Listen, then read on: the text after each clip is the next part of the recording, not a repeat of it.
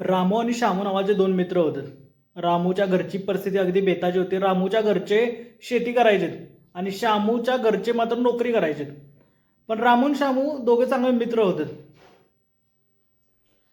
दोघांनी आपलं शिक्षण कसं बसं 7वी पर्यंत कंप्लीट केलं गावामध्येच. दोघंही चांगली हुशार होती शाळेमध्ये. 7वीतून पुढे जाण्यासाठी आता दोघांनाही गावाच्या बाहेर जाण्याची गरज होती. गावाच्या बाहेर शाळा कॉलेजला जाण्याची गरज होती. पण रामूने निर्णय घेतला की त्याच्या घरची जी पारंपरिक शेती करतात आता इथून पुढे तोही तेच करेल. पण श्यामूने मात्र निर्णय घेतला की तो शहरात जाईल आणि त्याचं राहिलेलं शिक्षण कंप्लीट करेल, कॉलेजला जाईल आणि पुढं त्याला जो जॉब करायचा आहे किंवा नोकरी मिळवायची त्यामध्ये तो जाईल. बरेच वर्ष असे निघून चाललेले. उन्हाळा पावसाळा येत जात होता. अशा उन्हाळा पावसाळ्यामध्ये तो आपली शेती करत होता. रानामध्ये पिकवून आणलेला माल मार्केटमध्ये घेऊन जाऊन विकायचा प्रयत्न करत होता. पण त्या मालाला मार्केटमध्येही भाव भेटत नव्हता. त्यानं पिकवलेल्या मालाला त्याचा स्वतःचा अधिकार नव्हता. दुसऱ्या बाजूला श्यामू होता. श्यामूनं स्वतःचं कॉलेज कंप्लीट केलं, शाळा कंप्लीट केली आणि तो नोकरीला लागला. 4 पैसे तो मिळवू लागला. स्वतःच्या घरचा उदरनिर्वाह तो स्वतः एकटा करू लागला. आणि तर दुसऱ्या बाजूला रामू मात्र अजून स्वतःचा कुटुंबाचा उदरनिर्वाह करण्यासाठी खटपट करत होता. दुसऱ्या बाजूला आता श्यामूच्या घरची परिस्थिती आणखी चांगली होत होती.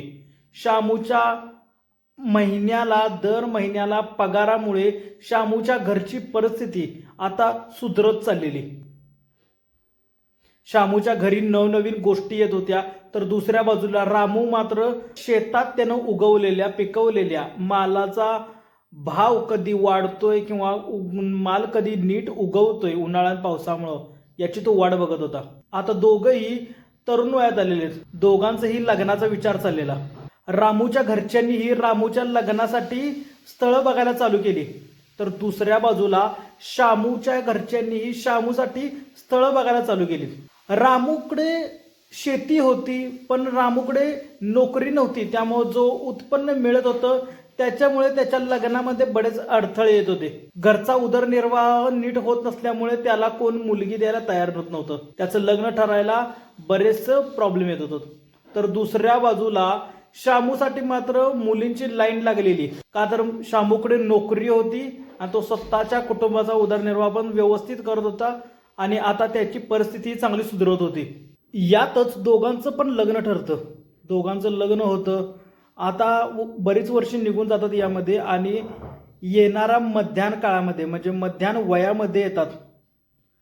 दोघांच्या घरची परिस्थिती आता वेगळी असते. श्यामूच्या घरची परिस्थिती म्हणजे आता नोकरीदार असल्यामुळे त्याच्या घरात वेगवेगळ्या नवीन गोष्टी दर महिन्याला येत होत्या. त्याची घरची परिस्थिती चांगली सुधारलेली. तर दुसऱ्या बाजूला अजूनही रामूच्या घरची परिस्थिती जैसे थे होती आणि याच्या उलट कर्जाचा डोंगर मात्र रामूच्या घरावरती आणखीन वाढत चाललेला. याच्यामुळं झालं असं की रामू आणि श्यामूच्या पुढल्या पिढीनं एक निर्णय घेतला की आता आम्हाला रामूसारखं नाही तर श्यामूसारखं जगायचं आहे. म्हणून गावातला प्रत्येक जण श्यामूसारखं बनण्यासाठी शहराकडे निघून गेला. गावाकडे कोणताही रामू शिल्लक राहिला नाही. कोणीही रानात शेतात कामं करण्यासाठी शिल्लक राहिलेलं नाही. आता बऱ्याच वर्षानंतर ना एक काळ असा येतो शहरात सगळे श्यामू गेल्यामुळे गावातल्या शेतात राबण्यासाठी कोणताही रामू शिल्लक नव्हता. मग जे रामू शिल्लक होते त्यांनी आपला उदरनिर्वाह करत जे शेतीमालावरती जगत होते त्यांनी स्वतःचाच माल पिकवून स्वतःच्याच घरात आणायला चालू केला. मग आता झाला प्रॉब्लेम हा की जे शहरात सगळे रामू गेलेले त्यांना पोचण्यासाठी जो माल शहरात येत होता गावाकडून तो यायचा बंद झाला.